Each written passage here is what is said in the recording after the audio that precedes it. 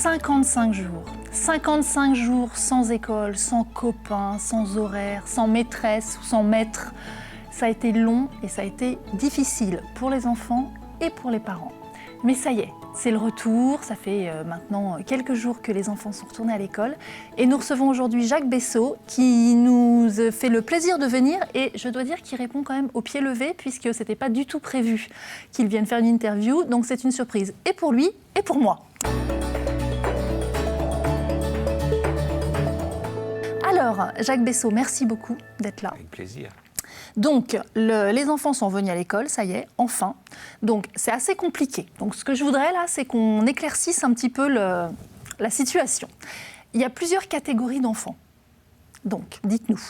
Il y a les enfants... Alors, il y a les enfants, je dirais, de soignants, de personnel de crise. Il y a les enfants qui vont revenir à l'école parce que les parents le souhaitent. Et il y a des enfants qui vont rester à la maison parce que les parents préfèrent les garder. Et c'est vraiment sur la base du volontariat, suivant les consignes du ministre. Donc il y a trois catégories d'enfants. Les enfants de soignants, qui de toute façon n'ont pas quitté l'école, eux. Voilà. Ils étaient et de personnel de crise, c'est plus large. Ouais. Oui. Donc soignants, police, enseignants, c'est ça. Oui. Ouais. Les enfants volontaires pour venir à l'école, enfin dont les parents sont volontaires pour qu'ils aillent à l'école, et les enfants qui restent chez eux. Ok.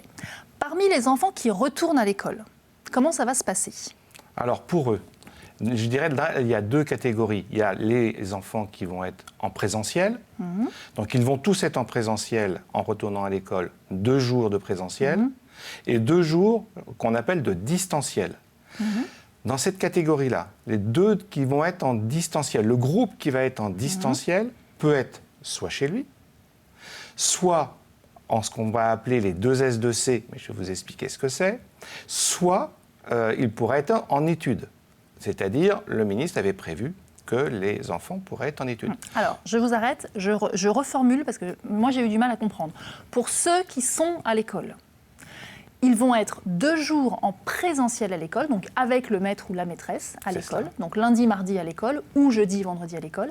Et les 2 jours où ils ne sont pas en présentiel avec le maître ou la maîtresse, ils pourront être soit chez eux en distanciel avec des devoirs à faire, soit à l'école avec un intervenant extérieur qui leur fera faire des activités différentes. Des ateliers. Alors, je traduis 2S, 2C. 2S, santé et sport. 2C, culture, civisme. Voilà les ateliers qui sont validés pour ce temps qui est un temps scolaire. Et alors, les intervenants, c'est qui ? Alors, les intervenants, c'est un ensemble, je dirais, d'associations ou d'intervenants dans des organismes que l'on connaît bien, la médiathèque, des ETAPS, c'est-à-dire des enseignants, enfin, des éducateurs sportifs. On peut avoir un personnel de musée, on peut avoir un personnel de culture, on peut avoir un personnel sur l'environnement, et donc des ateliers très variés. D'accord. Pour les Lyonnais, ce n'est pas trop une surprise, puisqu'ils ont l'habitude des APE et aussi de ce qu'on a appelé les petits mercredis. Et est-ce que les intervenants sur les 2S2C, ce sont les intervenants des APE ou c'est encore d'autres personnes ? C'est plus large parce que le besoin va être plus important. Puisque vous voyez bien qu'un groupe est à l'école, en présentiel avec son maître, et le deuxième, il faut qu'il soit pris en charge. D'où là, effectivement, une tension sur cette demande, puisque nous ne pourrons pas avoir autant de personnel que de maîtres. Oui. Voilà. Et en plus, il y a un problème de locaux, parce que s'ils sont tous à l'école... Exactement. Donc on a aussi le problème des infrastructures. Dans certaines écoles, il y a des salles. Il peut y avoir une bibliothèque, il peut y avoir une salle de sport, il peut y avoir la cour. Il faut qu'il fasse beau, c'est tout. Et puis à côté, bien effectivement, on pourra avoir des médiathèques. On pourra recruter aussi au niveau du ciel pour la culture ou au niveau du musée. Et donc des petites salles qui pourraient être mises en œuvre en respectant toujours les principes sanitaires de base, c'est-à-dire la distanciation, c'est-à-dire les gestes barrières que les enfants connaissent par cœur à force de les voir, et surtout, ce que nous voulons éviter, c'est le brassage, c'est-à-dire qu'un groupe restera un groupe et ne se mélangera pas avec un deuxième groupe. C'est cela la difficulté au niveau des 2S2C. Là, les enfants dont vous nous parlez, c'est de la petite section jusqu'au CM2 ? De la petite section jusqu'au CM2, maternelle et élémentaire. Donc quand vous dites les gestes barrières, ils les connaissent par cœur, en maternelle ? En fait, si. Ouais. Si, ça passe très très bien. Les enfants n'auront pas de masque, puisqu'ils n'ont pas la nécessité dans le protocole sanitaire d'avoir des masques. Par contre, tous les personnels ont été formés, que ce soit les personnels de l'éducation, que ce soit nos ATSEM, que ce soit les personnels qui seront dans les ateliers, et eux auront masque, effectivement, le gel, enfin tout ce que l'on a aujourd'hui, comme d'habitude, dans toutes les salles. Comment ça a été organisé à l'école pour qu'il n'y ait pas tous les trucs qu'on touche dans la cour, etc. Alors, dans la cour, les jeux de contact, bien sûr, sont condamnés. On ne peut pas jouer au ballon.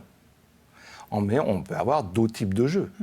Les éléments qui sont de contact, c'est-à-dire les cages d'écureuil, sont condamnés. Pourquoi ? Parce qu'un enfant va poser ses mains, le suivant va venir. Oui. Donc, voilà, on a vraiment tout organisé pour que la sortie de confinement, eh bien, que les enfants puissent jouer avec leur propre matériel. Chacun aura un jeu, ce sera le sien.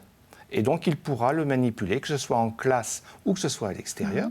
Et de ce fait, on est en sécurité. Et il ne passera pas d'un enfant à un autre. Et dans les classes, il y a quand même les tables, les chaises, ça c'est resté. C'est resté avec des distances. Bon, donc, comme en maternelle, par exemple, on n'a que 10 enfants, on diminue de plus de moitié. Donc, dans ce cadre-là, il y a vraiment un espace. D'accord. Donc, vous avez enlevé, enfin, pour les on a grandes classes, vous le avez enlevé une classe mobilier sur deux. Et les enfants ont leur espace avec la distanciation. C'était une grosse mise en œuvre. Les personnels de la ville ont été très efficaces. Cantine, pas cantine ? Alors, cantine, c'était la question. Eh bien, ce sera cantine. Ce sera restauration scolaire à partir de lundi. On demande là, pour le rodage, un petit peu des pique-niques pour les enfants. Les enfants qui sont en présentiel. Donc alors attendez, parce que là, on est... quand vous dites à partir de lundi, c'est à partir du 18 ? C'est à partir du 18. Donc ça y est, il y a les cantines depuis lundi. Les cantines fonctionnent, la restauration, le centre municipal de restauration fournira les repas. Donc les enfants... 18 mai, cantine pour tous les enfants. Pour tous les enfants. Des enfants de la Roche. Voilà. Okay. Les repas se feront en distanciation. Donc il peut y avoir 2 enfants ou 3 enfants sur une table. Ils seront servis. Ils ne pourront pas se passer l'eau, le pain, etc. Tout restera en individuel. Les enfants en présentiel seront automatiquement en cantine, ou voire manger dans leur salle de classe si vraiment il y avait un tout petit problème de rotation d'effectifs. Par contre, les enfants qui seront en atelier, donc potentiellement à l'extérieur, eh bien, il y aura un pique-nique fourni par la ville. D'accord. Voilà. Donc on les prend en charge. Il y aura aussi de l'accueil matin. Il y a aussi de l'accueil le soir, du périscolaire. Et il y aura, en particulier pour la Maquis, la présence le mercredi. En particulier pour ? La Maquis, c'est l'association des maisons de quartier qui gère l'ensemble des maisons de quartier de la ville et de ce qu'on appelle les ALSH, c'est-à-dire sans hébergement. C'est les anciens centres de loisirs. Voilà. Et les bibliothèques ? Alors, les bibliothèques, non. Non, parce qu'à partir du moment où on a un livre, on va se le passer, etc. Donc là, c'est un peu plus compliqué, mais on peut très bien avoir un livre, mais il ne sera pas passé, il faudra qu'il soit désinfecté. Et là, nos personnels sont formés pour ça, pour qu'il y ait une désinfection tous les jours, plusieurs fois par jour, lavage des mains plusieurs fois par jour pour les enfants. Les enseignants étaient assez inquiets de ce retour à l'école, enfin certains en tout cas étaient assez inquiets. Comment ça se passe ? Alors, les enseignants sont inquiets mais sont heureux, je dirais, de retrouver les enfants. Vous savez, c'est un métier de vocation. Donc le plaisir de retrouver les enfants. J'ai même surpris un geste barrière, je crois, qui n'a pas été respecté.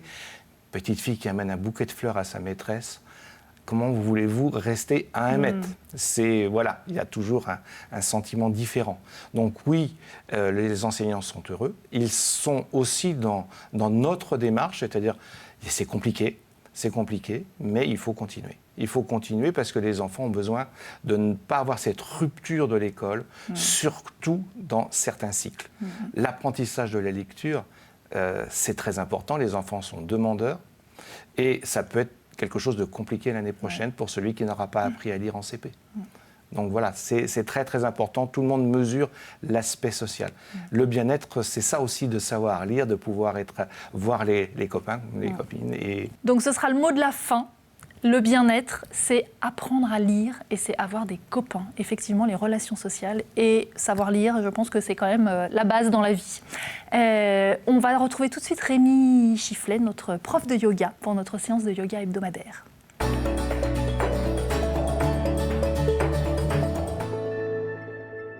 Bonjour et bienvenue dans les quelques minutes de yoga. Aujourd'hui, une séance pour trouver son équilibre. Donc on va jouer un peu avec 3 équilibres différents à faire évidemment des 2 côtés. Donc je vais commencer avec la jambe gauche comme jambe d'appui. On va commencer en venant en posture de l'aigle. Donc on va ramener le poids du corps sur la jambe gauche. Puis doucement plier cette jambe gauche et lever la jambe droite. On va venir enrouler la jambe droite par-dessus. Peut-être rester ici. Si vos genoux commencent à tirer un peu, n'allez pas plus loin. Si vous pouvez, si vous avez suffisamment de souplesse, peut-être ramener le pied derrière le mollet pour ramener le pied droit du côté droit du mollet gauche. OK ? On vient plier le coude gauche cette fois-ci, le dessous du bras perpendiculaire au sol et on enroule le bras droit. Peut-être poser juste le bras droit sur l'épaule, peut-être les 2 dos de main qui se font face. Et peut-être même aller un tout petit peu plus loin pour ramener les 2 paumes de main en contact, posture de l'aigle ici. Et on respire. Les coudes qui reviennent au niveau des épaules, les omoplates qui se rapprochent dans le dos. Puis doucement, sur une expiration, on décroise les bras, on ouvre, on décroise les jambes, on ramène les mains en prière sur le cœur. Et dans cet équilibre, on va aller vers le guerrier 3. Ici, on va ramener la jambe arrière tendue, loin derrière soi, peut-être parallèle au sol, peut-être un peu plus basse, c'est pas très grave. L'important, c'est de garder la ligne entre le talon et le sommet du crâne. Peut-être si vous pouvez ramener doucement, en gardant bien les hanches qui regardent vers le sol. Et on s'étire depuis le talon jusqu'au sommet du crâne. Et on est fort dans cette jambe d'appui, guerrier 3. Quelques respirations, où c'est dur, hein ? Et on expire, on ramène doucement ce pied derrière vers l'avant pour venir en demi-chaise ici. La jambe gauche pliée et on tend la jambe droite vers l'avant. Quelques respirations. Et on expire, on ramène une dernière posture, la cheville droite sur le genou gauche et on s'assoit. Toujours le dos le plus droit possible. Si vous êtes très à l'aise, peut-être ramener les coudes au niveau de la cheville et du genou tout en gardant le dos droit. Et on respire, on sourit, on desserre les mâchoires. Un petit effort encore. Et on expire, on pousse dans cette jambe. Et on décroise, on relâche. Et on s'installe en Tadasana. Posture de la montagne. Quelques respirations. Et on fait évidemment l'autre côté. Merci à vous d'avoir joué sur ces équilibres. Bonne journée, namasté et à une prochaine séance.